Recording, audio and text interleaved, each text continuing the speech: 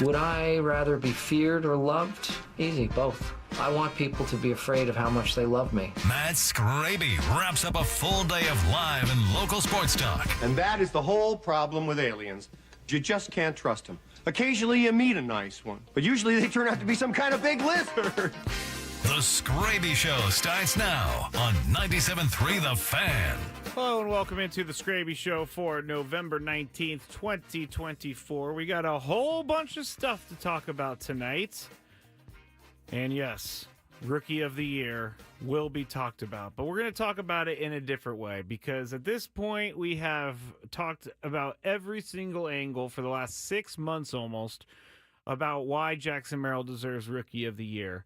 And I did a really dumb but fun breakdown on something. It's one part of the Rookie of the Year vote that I don't really get. We'll get to that, but I have a bunch of different things that I'm going to bring up, telling you why Jackson Merrill is better than Paul Skenes over a full season. It's going to make sense when I do it. I promise it's going to make sense when I do it. But that's what we're going to do in the second segment. We'll do news of the day here.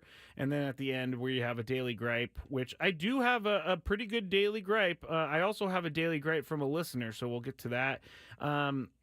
Chris Sale, who may be winning the Cy Young Award for the National League tomorrow, he finally explained why a few years ago, he snapped and he shredded all the throwback jerseys. I guess like the real reason for it has never been revealed, but he has actually revealed why he did it, and we'll talk about that later. We'll also talk about we'll talk about one free agent that I do think the Padres should be in on, and it's someone that we've talked about in the way of they might need a 1-year prove-it deal, and I have some numbers to show that that player is, that pitcher is getting better and getting back to where they were. So we're going to talk about that as well. But right now, I want to talk to everybody about the Rookie of the Year voting. And obviously, I am not a fan of what happened with the Rookie of the Year voting. I do not think that Paul Skenes won the award. Obviously, he did win the award, but I do not think that Paul Skenes was a full season better in a full season than Jackson Merrill. We've already talked about that. Jackson Merrill played 156 games.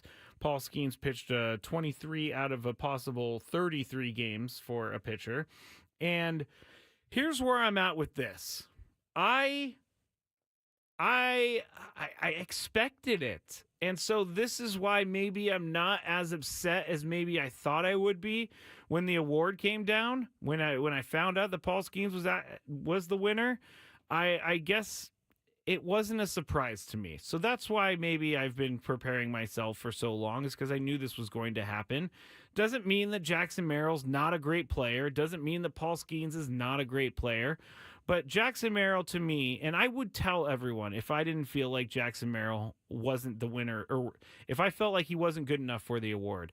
With Mike Schilt being manager of the year, we're going to get into it in news of the day. He did not win, so that's the news, but we'll talk about it in a second.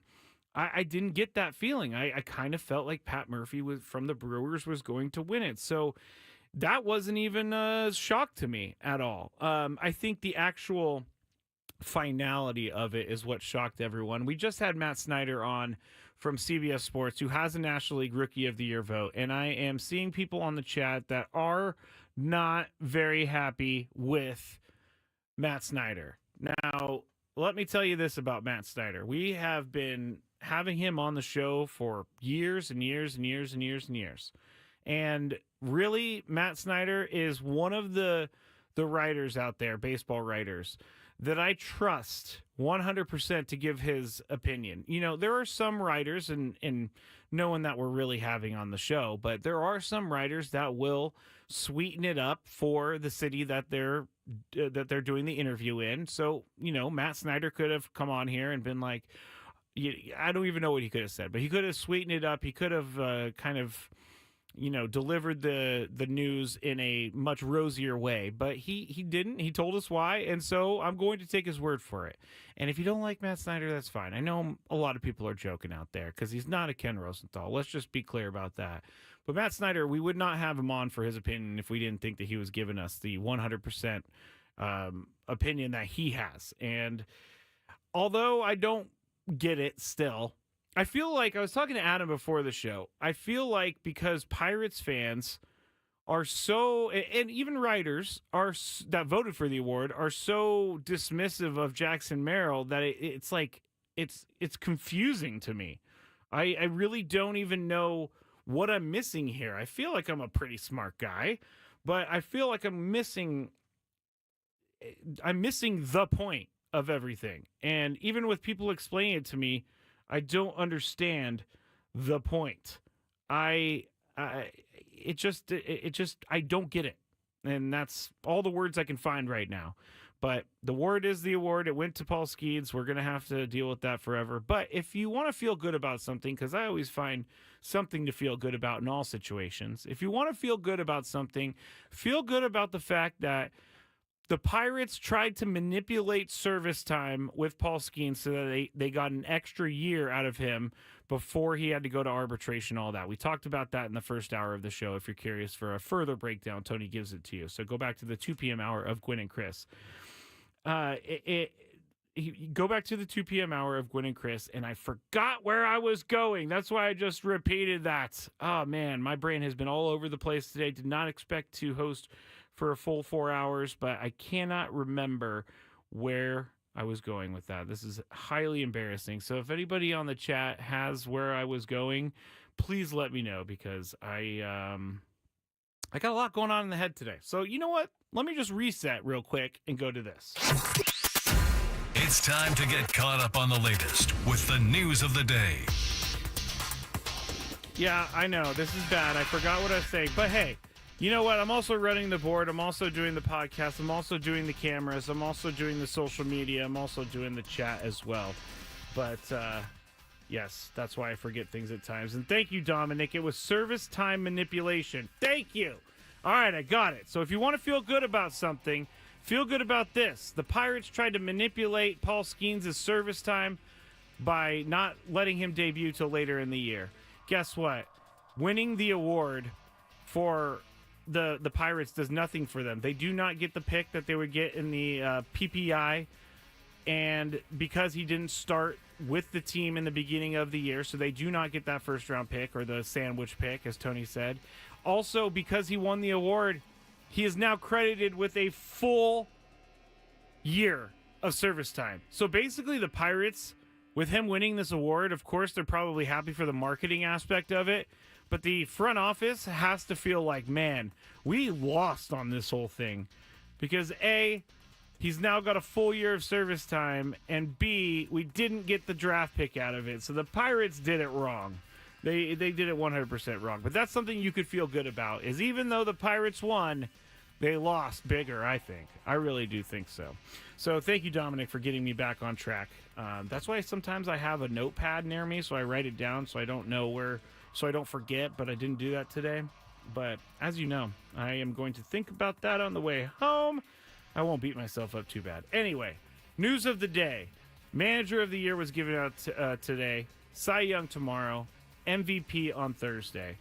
But Manager of the Year, Pat Murphy, won for the National League. He is the Brewers manager. He did a really good job. And like I said, I didn't really ever expect Mike Schilt to win this one because they have some top-notch players on the Padres. And even though they got rid of $100 million of payroll, they still have names that are superstar names. And so it's not that anybody expected the Padres to win as many games as they did, 93, but at the same time, I don't think it surprised anyone that they won 93 games. It helps that A.J. Preller made all the trades that he did.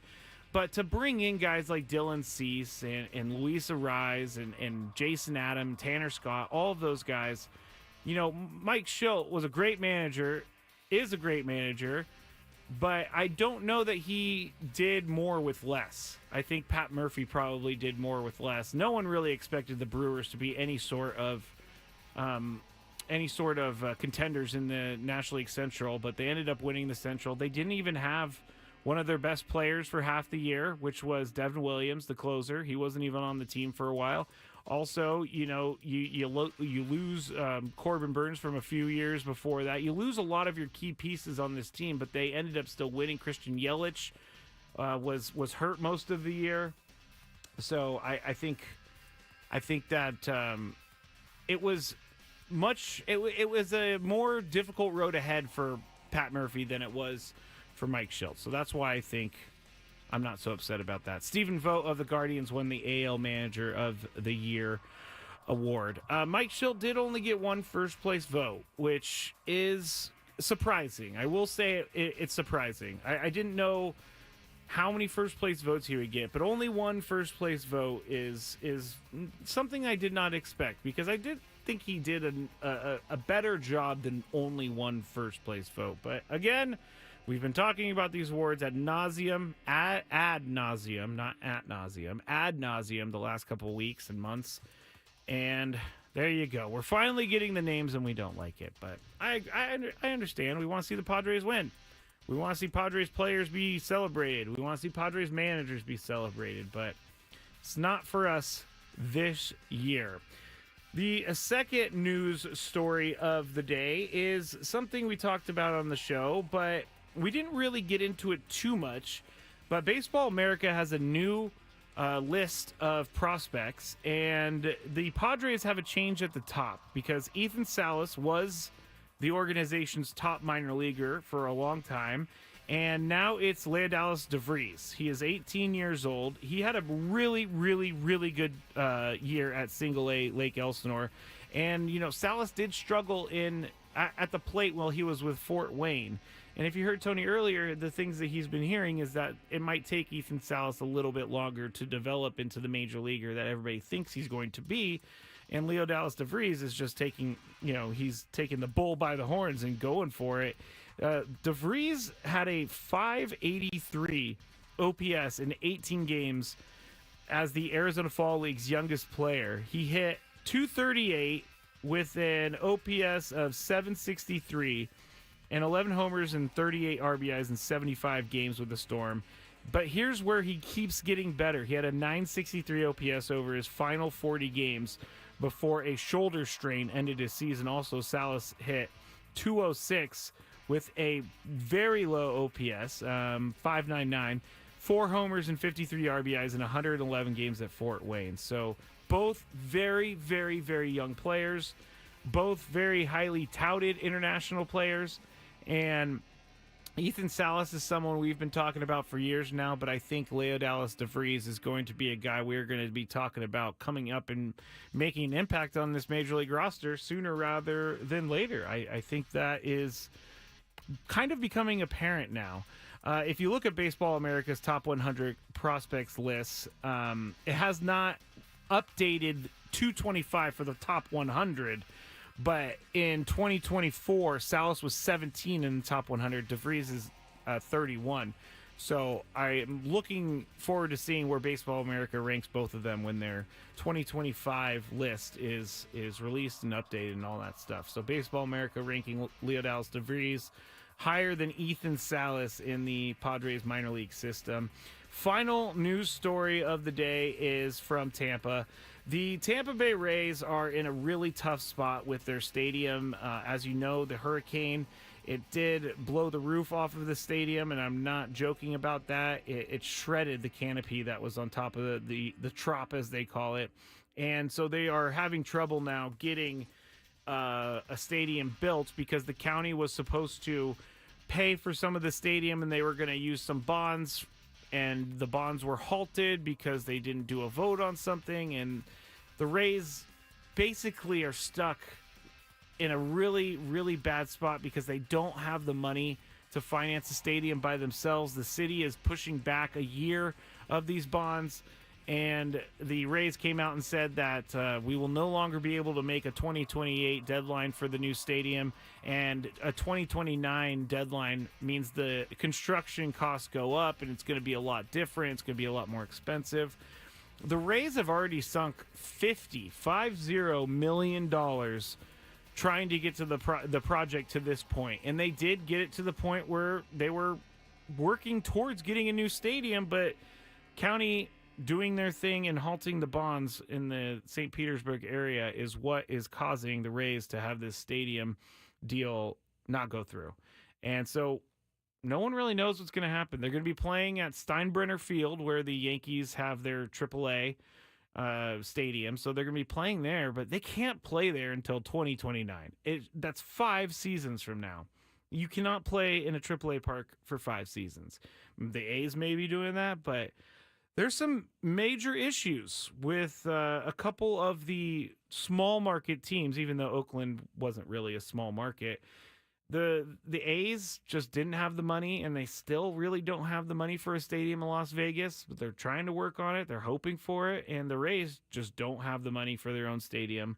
And then there's the whole thing about fans, and if fans are like the stadium, if they like the Rays located where they are in the Tampa area. There's a lot that goes into this. So bottom line is the Rays will not have a new stadium in 2028, and they don't really have any indication as to what their future is and what they will do for playing a stadium. I mean, I think that puts teams behind by a lot. If you don't have a home field, if you don't have a major league stadium with major league amenities for these players, training rooms, all of that, I think it definitely makes a big difference in how teams are able to handle things. And so the Rays are going to have to deal with that.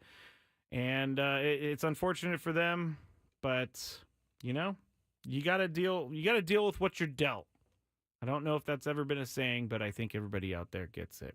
When we get back on the Skraby Show, we are going to talk about these comparisons, or these comparisons between Jackson Merrill and Paul Skenes. I will tell you all about it when we get back on the Skraby Show on 97.3 The Fan. Make the most of your holidays with the Ralph's app. You can enjoy over $600 in digital coupons every week, get access to low prices, and earn fuel points to save up to $1 off per gallon at the pump. The Ralph's app makes it easy to save this holiday season. Ralph's, fresh for everyone. Savings may vary by state.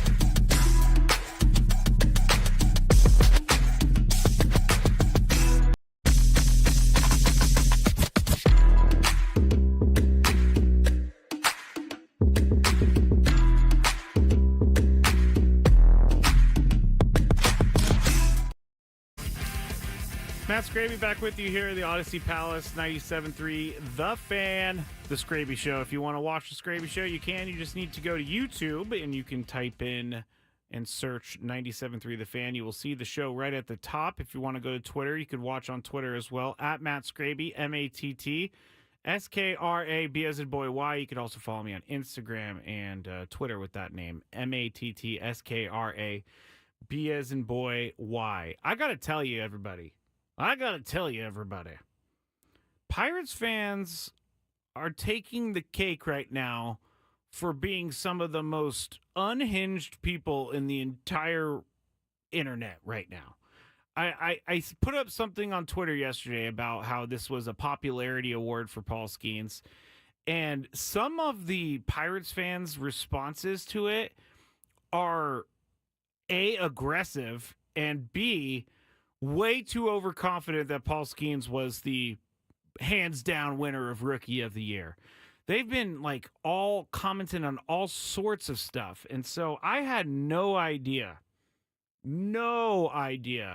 that Paul Skenes had so many defenders and haters.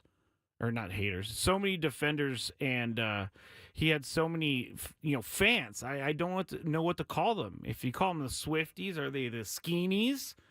Or are they the Skeeners? Either way, both of those don't sound great. Scrabinators sound good, but Skeenies do not sound good whatsoever. I don't want to be named a Skeenie. Are you kidding me right now? But anyway, Pirates fans up in the DMs, up in the comment section, they're very angry. Their guy won. What are they so angry about?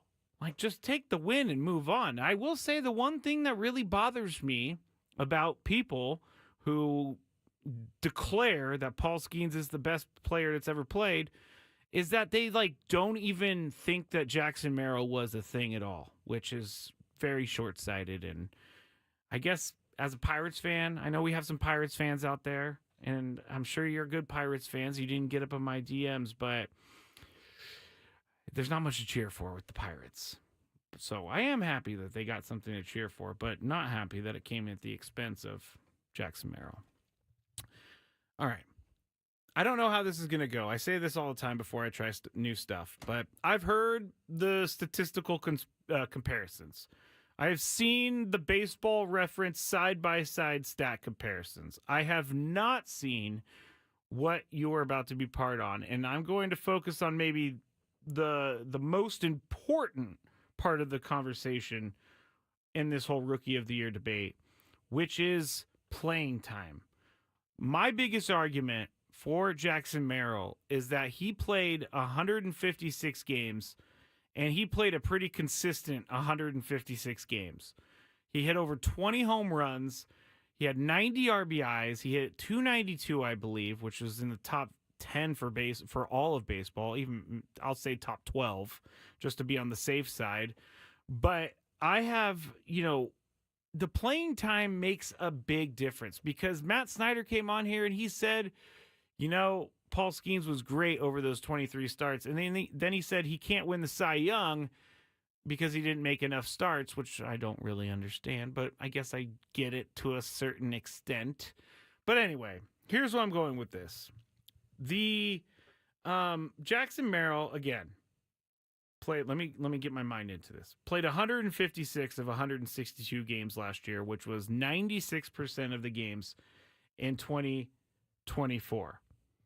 Since Skenes is a pitcher, we will use the 33 games as the number of games a starter should appear in because no one appeared in more games as a starting pitcher than 33 games. Let's get some music. There we go. And so we're going to say that he started in a possible 23 of 33 games, which was 70%. 70%. Now, if you're on the YouTube, you're seeing a graphic up there, and you're gonna know what I'm doing here in a second. So if you want to see these graphics, go to YouTube a little bit later. But in an NFL game, if you were to start at the goal line and go 70% of the field, you would only end up at the 30-yard line. That's not a touchdown. That's not even a field goal. If you're going 70% of the field, you end up on the opponent 30. That is not going to get you the 6 points and a touchdown. This is where I'm going with this. Basically 70% of anything. Tom Brady leads the NFL in all-time passing yards with just over 89,000 yards. If he were to have thrown 70% of those yards, he would have thrown for 62,300 yards, which would put him right between Aaron Rodgers, Matt Ryan at 7 and Aaron Rodgers at 9. So he would be the 8th spot if Tom Brady only threw 70% of the yards he threw in his entire career. I mean, what I'm trying to illustrate here is that 30% of a season or of a career is a ton. 10 starts is a ton. And this is how much it changes it. So if Michael Jordan were to only win 70% of his championships, he would have won 4 instead of 6. 4 is not as good as 6. So could we call Michael Jordan the GOAT if he only won 4 championships rather than 6 championships? I don't know that we would be calling him the GOAT. And that's him winning 70% of his championships and not 100% of his championships. Now here, we're going to go to auto racing. If you were in the Indianapolis 500, it's a 500-mile race. You know how many miles you would drive at 70%? You'd only drive 350 miles of the Indianapolis 500, which does not get you to the finish line. So there you go. Another one. Does not get you. 150 miles is a lot. I'm telling you, 70% of stuff is a lot. It's a big difference. It's a huge difference. More. I'm going to go back to the computer. Here we go. If you were flying to London from San Diego, or San Diego to London, you would end up traveling 3,850 miles instead of the 5,500 miles that it takes to get to London. That means you were landing in the Atlantic Ocean somewhere, because you can't make it to London if you only fly 70% of the way. People understanding this, I hope people aren't just turning off their radios right now. But yes, and Trevor said, Skraby rabbit hole.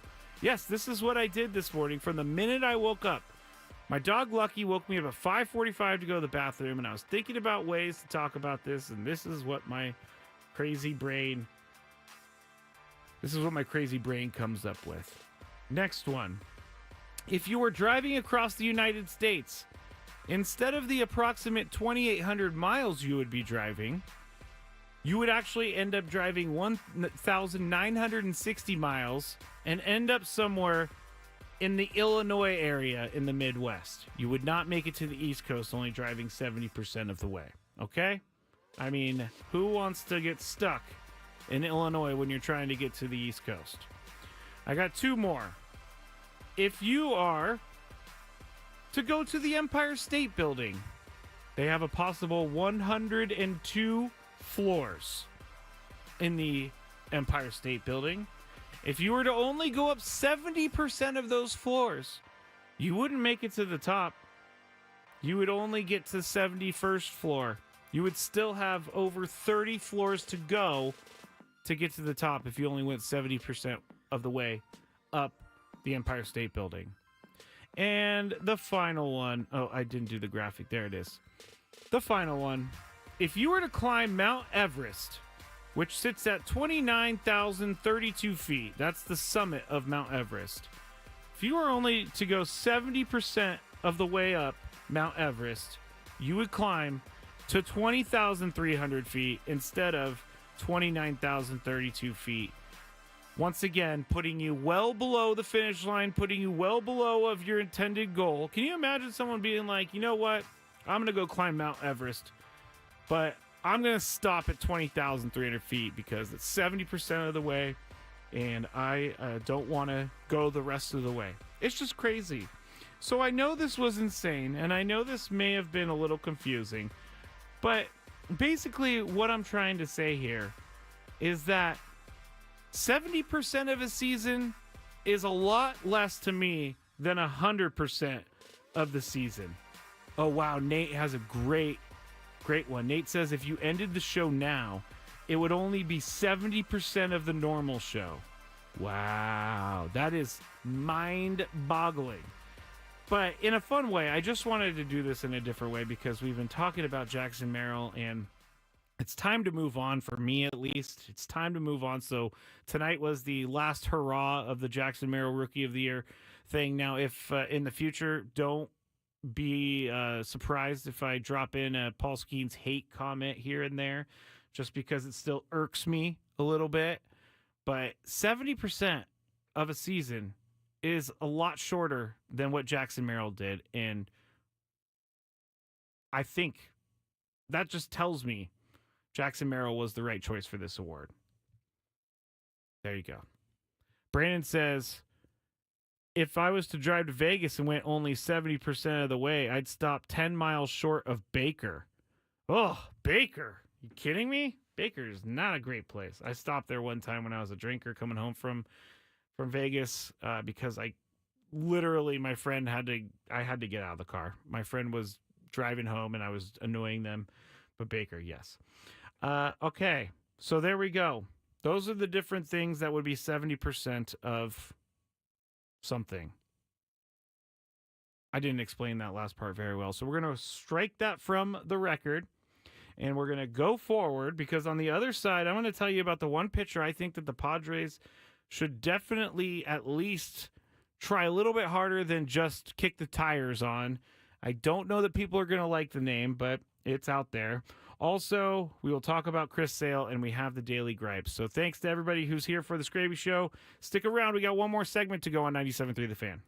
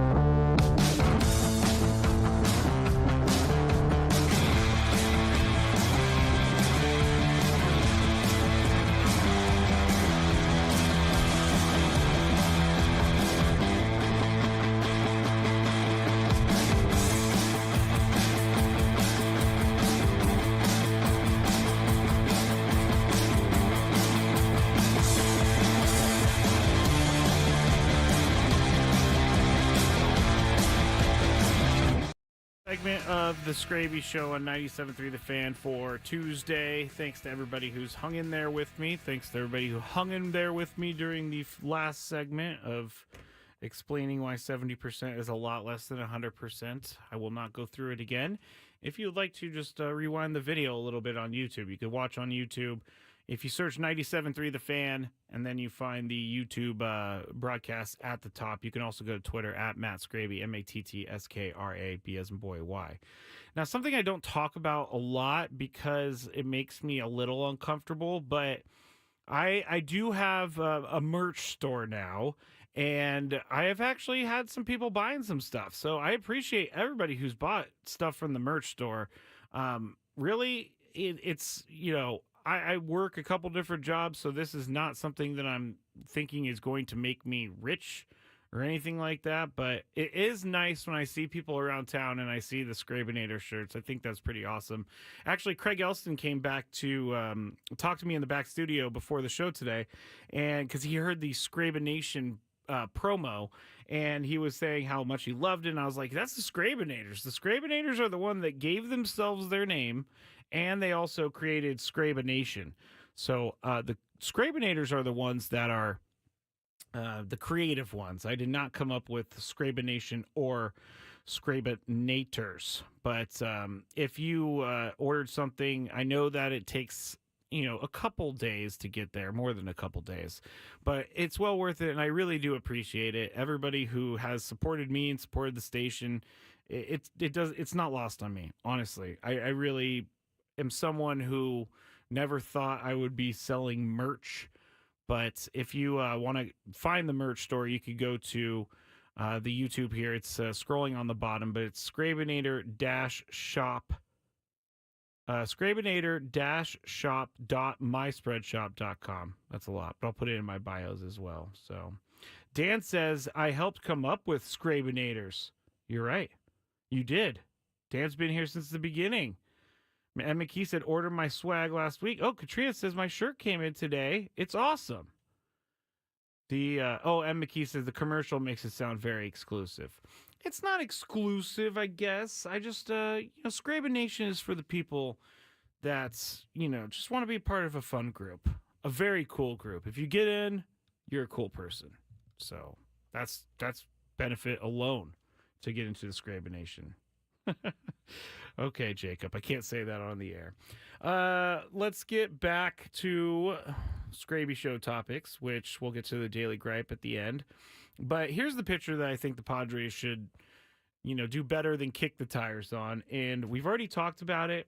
I've already said this before, but I have, a little bit more fuel to get behind this. But Walker Buehler, he's a free agent. We sort of talked about him earlier. We've been talking about him over the last couple weeks. I think if Walker Buehler is not going to be a Dodger, I don't see why he couldn't be a Padre. And I know that people don't want this to happen. But Walker Buehler will be motivated to beat up on a team that either didn't want him or didn't want to pay enough for him, which would be the Dodgers. So Walker Buehler would definitely come with a little bit of a chip on his shoulder, which I like in players. And I also think that Walker Buehler is someone that you need in that rotation because he's experienced. You know what you're going to get. And he's coming off of, a decent season. But when he hit the playoffs, things got he amped up. He was really good in the playoffs. And, the last real time we saw him struggle was when he gave up all those runs in Game 2 of the NLDS. And the Padres went crazy and scored, I think, 6 runs in the second inning. But Walker Buehler seems like a guy who would accept a 1-year deal with a somewhat high price, but he would accept a 1-year deal so that he could prove it to everybody that he's worth a long-term contract. Now, Walker Buehler, throughout the regular season, was probably not his best, and we know that because of the numbers. But I get a newsletter from all the different teams throughout baseball. And I was reading the newsletter about Walker Buehler today because the Dodgers writer says the Dodgers need to get him back. So if the Dodgers need him back, Dodgers writers say they need him back, I think he's a valuable person to be talking about. But Buehler's four-seamer fastball, 2024 regular season versus the postseason in 2024. In the regular season, he had 16.7 inches of induced rise, is what they call it. 17% whiff rate, meaning swing and a miss. In the postseason, he almost had 2 inches of rise added to that, 18.5, and he had 12% more swings and misses at 29%. His so that's telling you that even though he didn't have it in the regular season, he found something in the postseason, and he was able to improve on his numbers from the regular season, which it does, again, tell me something. And his best pitch in the playoffs was the one he used to get the final out in the World Series, which is his knuckle curve. And he didn't allow a single hit on his curveball all postseasons. Hitters were 0 for 12 against it with 4 strikeouts, including Buehler's K of Austin Wells and Alex Verdugo for the final 2 outs of the World Series. And also when they were playing the Mets, a huge strikeout of Francisco Lindor to escape a bases-loaded jam in Game 3 of the NLCS. So someone definitely, I think that the Padres, if I was in that room, I would be suggesting, I think that he's ready to go. He's the type of pitcher that could plug right into the rotation. He could fill that Joe Musgrove spot just fine, and I think that the Padres could probably get him on a affordable deal. I think so. I think an affordable deal would be in the best interest of the Padres. He's not going to get $30 million for 1 year, but I do think that there's some sort of prove-it deal that he could be signing with the Padres, for this next season. I do really, really, really. I didn't like Walker Buehler when he was a Dodger, but now that he's not a Dodger, I wouldn't mind seeing him in the pinstripes with the Padres. I will say that now. I've said that before, and I'll say it again until we figure out where he is going. Trevor says 2 years, 25. I'm in if it's 2 years, 25. I don't know if he would go for that, but I'm definitely in for 2 years and $25 million. That's not bad whatsoever, considering like a starting rotation guy these days gets probably anywhere between like $17 and $20 million a year. Joe Musgrove, I think, makes $20 million a year. So 2 years, 25 might be a little bit too small, but maybe give some incentives. We'll see what happens there. Jack says he wouldn't hate it either. So there you go. It's not, I guess, as crazy of a thought as I once thought it was. All right. We also need to talk about Chris Sale, who's most likely going to win the Cy Young for the National League tomorrow. We will bring that to you on the show. But if you remember, when did this happen? July 24th, 2016. So 8 years ago. I found this story one of the craziest ones of all time. Because Chris Sale had to be suspended by the White Sox for 5 days after he took a knife to a bunch of throwback jerseys because he didn't like them. And we've never really heard why exactly he did it. We knew that he didn't like the jerseys, but we didn't know what exactly happened and what went down. But I guess in July 2016, the White Sox were going to wear their 1976 throwback jerseys, which had these large collars, and he didn't like the large collars. When the game started, though, they had their 1983 throwbacks instead, and the reason why they had to switch is because he went to the I'm just going to say equipment manager. I don't know the official title, but he said, "Hey, I'm pitching. I don't like these uniforms. Can we please wear the 1983 uniforms? Not a fan of the 1976." Equipment manager says, "Nope, we're not going to do that. You have to wear your uniforms." So then he, tried again to get out of it. It didn't work. So then he came into the clubhouse one day. Those uniforms that he hated were hanging up. He showed up early. He went again for one final time. Can we not wear these uniforms? Clubhouse manager declined it. And after being told he had to wear the jerseys, he realized that the only way for him to win this argument and get out of the jerseys is to destroying them. and he took a knife, I guess that was in his locker, and he shredded his own jersey from the middle. So he cut up his own jersey, and he was like, I'm not wearing this. You can't make me wear this now. I just shredded it in half.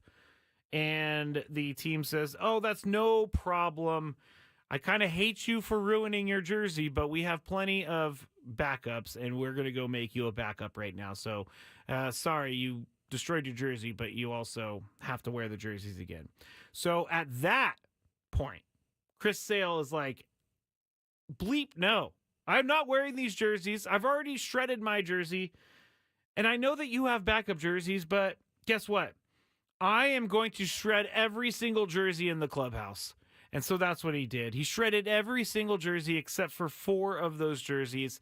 And the reason that they could not wear those jerseys that night is because they did not have enough backup jerseys, because Chris Sale took a knife to like 20 plus jerseys that were in the clubhouse. And that's destructive. That's kind of crazy. The team did end up suspending him 5 days for this, but no one's ever gotten to the bottom of why he did this. And after all these years, the official answer from Chris Sale is, I just didn't like wearing them. I mean, if they have collars, that is kind of weird. I wouldn't want to wear a collar on my baseball jersey. But I don't know that 5 games suspension is enough for someone who took a knife to a bunch of jerseys. He's a little nutty, gotta say. When he went to the minor leagues a couple years ago, maybe even last season, he ended up trashing a TV in the minor leagues. He ended up buying a new TV, but he didn't pitch well, so he trashed the TV. Chris Sale, very, very interesting person. What's annoying Skraby today? Let's find out. It's time for the Daily Gripe. All right. I'm going to go with my Daily Gripe, and then we'll get into the listener Daily Gripe. The Daily Gripe stems off of Tyrese Maxey telling Joel Embiid, hey, be on time, dude. That's what their team meeting was. The 76ers had a team meeting, and Tyrese Maxey said, hey, Joel, you are late to everything, and it's affecting everyone. So please don't be late anymore. That is my gripe of people who are late. Now, I can handle people that are like on time. I can handle people that are maybe a minute or two late. But when you are genuinely not respecting my time, I get a little angry, and I can see this being a huge issue. This festers over a season, and it takes a toll on people, because whether or not it's the players or the front office or the trainers or the equipment people, you're always waiting on someone or something, and to hold up everyone because you can't be on time is not an excuse for me. It's kind of pathetic in my book.